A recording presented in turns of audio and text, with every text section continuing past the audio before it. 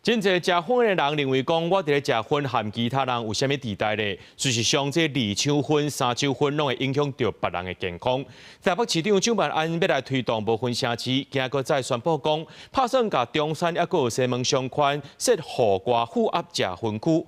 這衛福部長徐東亮就表示講，法規授權地方政府會當公告禁薰的場所，也會當設指定的食薰區。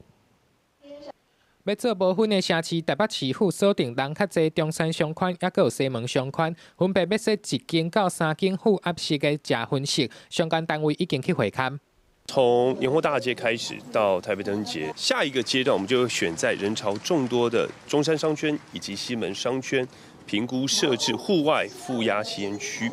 希望參考日本佇戶外設食薰室，台北市府進前講有收到中央的回應，講四面攏是窗仔關起來，就算是室內。薰害防治法就是規定室內袂當食薰，這是毋是代表安尼做就行袂通咧？衛福部長趙忠良就解說，依照今賣規定，地方政府確實是會使公告特定的所在是禁薰的場所，嘛會使當時規劃食薰區，安尼做並無問題。以戶外吸煙室來代替這個